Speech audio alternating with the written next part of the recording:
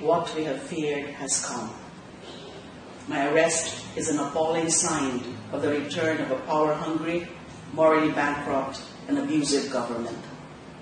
As we expected, the Department of Justice filed criminal cases against me based on manufactured stories accusing me of involvement in the drug trade.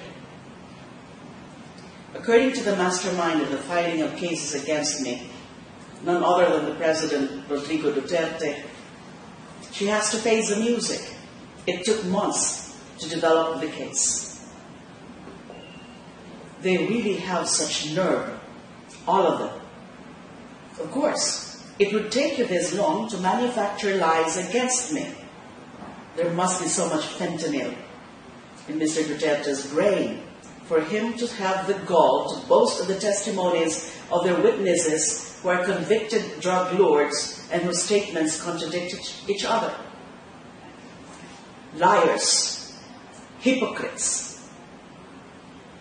As reward for testifying against me, this administration, through the Department of Justice, restored the privileges of its inmates, the very same privileges that I put an end to during my term as the Secretary of Justice. The revolting plan: convicted criminals become state witnesses so they can be exonerated from their crimes. They are not the heroes of this administration is forcing us to believe. Where else in the world have you seen drug lords turn into state witnesses? All they have ever done is to follow the badly written script of this administration, to pin me down with baseless accusations for their personal gain. In the very beginning, we have seen the brand of injustice his regime is pushing for. As they continue to malign and persecute me, meanwhile, Mr. Vitaliano Aguirre of the DOJ cuddled prisoners in exchange for their testimonies, and Solicitor General Jose Calida sought the acquittal of the convicted kidnapper and indicted mastermind of pork barrel scandal, Janet Lim Napoles. From the very beginning, I knew that this regime would not seek true justice. The filing of criminal cases against me is only the fulfillment of Mr. Duterte's fixation for revenge against me because of my investigation of the Davao Death Squad when I was then the chairperson of the Commission on Human Rights. The Filipino people know your style, Mr. President, to put the rule of law in your hands, silence your critics, and destroy those who will go against your caprices. Actually, this should no longer surprise us. If the President supported a policy of killing the poor and drug offenders, what is then stopping him from doing whatever comes into his head? Absolve big-time drug lords, acquit a kidnapper and queen of pork barrel scandal, fabricate stories and plant evidence against his critics, which he admitted he used to do when he was a fiscal, and continue killing the poor with impunity. We all know that every action of the President has no clear basis. He does it on a whim, not because it is right or wrong, but because he can do it and we are letting him. This is impunity. Whatever he does, he is confident that he is free from any punishment. This all started when he discovered as mayor of Davao City that he could kill people without accountability. Truth is, even though he has killed over 1,000 in Davao and over 7,000 throughout the Philippines with his death squads and rogue police, he has yet to pay for it under the law. But perhaps now he can be made accountable for his horrible crime against humanity. Recently, the President's right-hand man in the Davao Death Squad, Police Officer Arturo Las Cañas, finally revealed himself. Just like his former comrade, Edgar Matobato, he too made a public confession about the killings they carried out in Davao City upon the orders of President Duterte himself. He, together with Police Officer Samson Sonny Benaventura, are the brains and hands of President Duterte in any of the Davao Death Squad operations. With the revelation of Las Cañas, there is no more doubt that our president is a murderer and a sociopathic serial killer.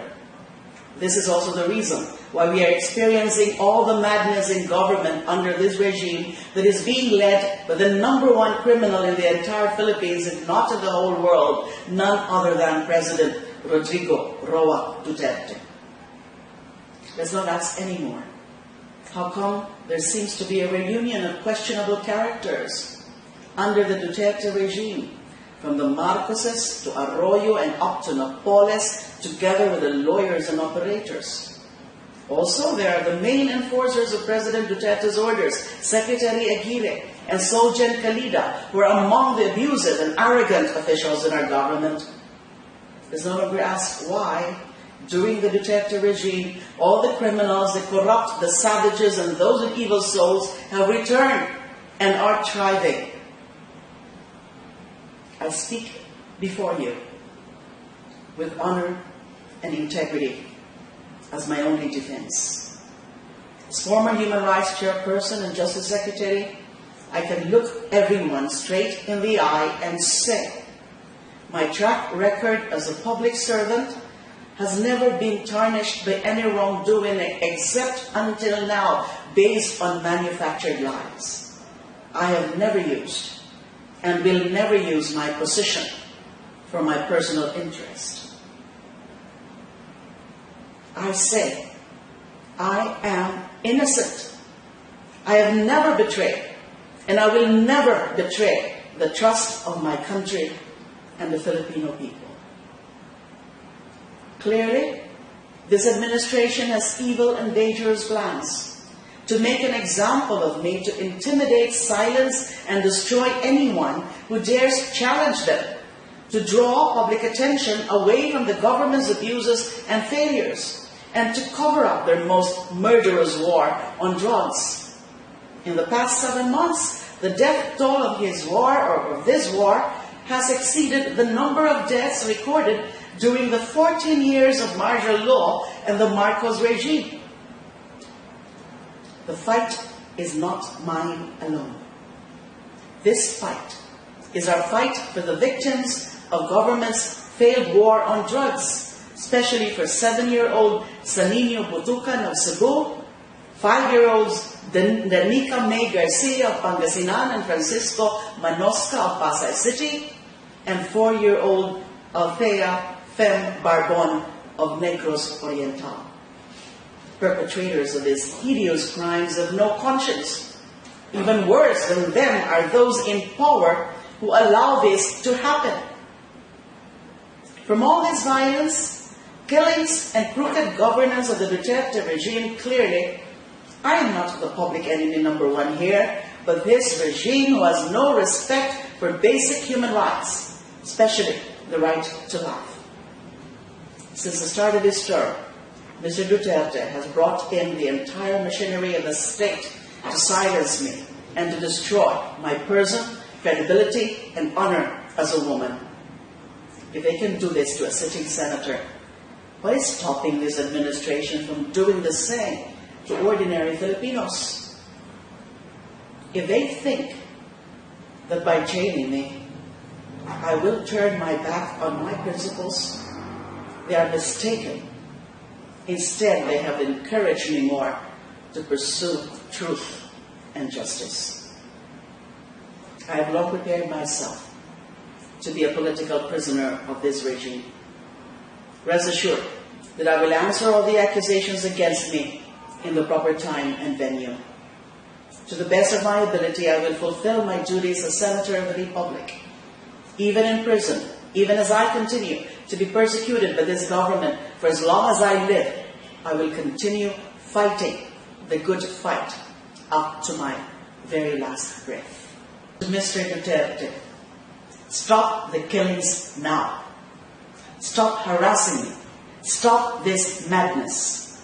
Instead, the Filipino people are begging for your undivided attention to address the myriad problems our country faces. I call on the members of the Fourth Estate to guard our fragile democracy against attempts to curtail our rights and freedom and against the return of dictatorship.